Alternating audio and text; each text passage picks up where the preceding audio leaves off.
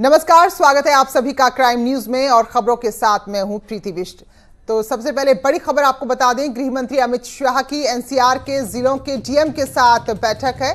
तो ये एक बड़ी खबर है। जो एनसीआर है, चाहे गाजियाबाद की बात करें, गौतम बुद्ध नगर की बात करें, मेरठ की बात करें, तो उनके जिला अधिकारियों के साथ बैठक हो रही है। एनसीआर एक यूनिट के रूप में कोरोना से लड़े, ना कि अलग अलग राज्य के रूप में। तो ये साफ तौर पर गृह मंत्री ने कहा है कि जो भी एनसीआर के अंदर जिले आते हैं तो वो जिलेवार ना लड़कर ये सोचें कि एनसीआर पूरे एक यूनिट है और आवाजाही के नियम इतने सख्त ना हो कि लोगों को दिक्कत हो, एक जिले से दूसरे जिले में लोगों की आवाजाही आसान हो। तो गृह मंत्री ने कहा है कि एनसीआर का जो भी प्रशासन है अलग अलग जिलों का, वो एक यूनिट की तरह, एक इकाई की तरह काम करे और एक जिले से दूसरे जिले में जो जाने के नियम है बहुत ज्यादा सख्त ना करे, क्योंकि लोगों का आना जाना होता है, जिले आपस में सटे हुए हैं देश, और यहाँ क्योंकि इंटरस्टेट मामला भी हो जाता है। तो फिलहाल ये कहा है कि यहाँ नियमों को थोड़ा सा ढील दें, और ये भी कहा है कि जो टेस्ट की दरें हैं वो कम होंगी, 4,500 रुपए के बजाय 2,400 रुपए में टेस्ट होंगे। एनसीआर में कंटेनमेंट जोन पर खास ध्यान दिया जाए। तो गृह मंत्री यूपी और हरियाणा के मुख्यमंत्रियों के साथ अब बैठक करेंगे। तो ये जिलाधिकारियों के साथ बैठक हुई है।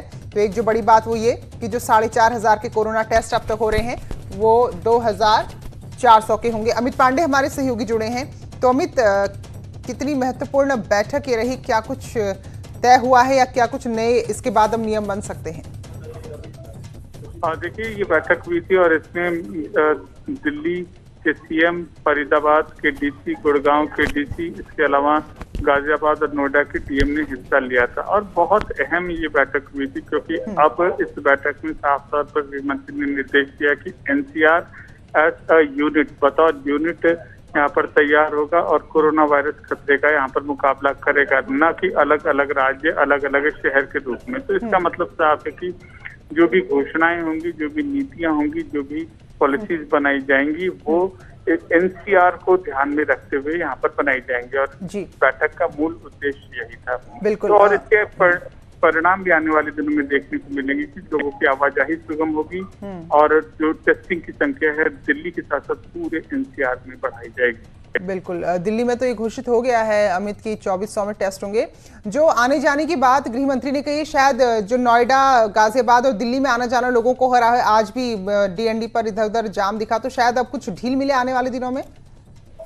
देखिए, जो ढील देना है, किस स्तर पर लेना है, वो स्थानीय प्रशासन तय करेगा। लेकिन मूल रूप से सहमति यहाँ पर ये बनी है कि हमें एक समान नीति बनानी चाहिए और दिल्ली और एनसीआर के लोगों को समान टेस्टिंग की फैसिलिटीज देनी चाहिए, रेट समान होनी चाहिए, आवाजाही समान रूप से कर सके। और सबसे अहम चीज है, कोरोना वायरस खतरे के खिलाफ सारे जो एनसीआर के लोग हैं वो पुख्ता से खड़े हों और मजबूती से मुकाबला करें।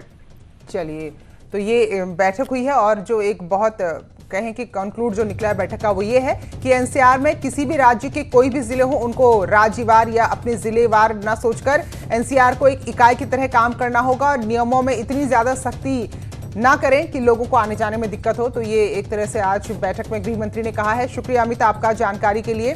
तो और टेस्ट की दरें भी अब एनसीआर में कम हो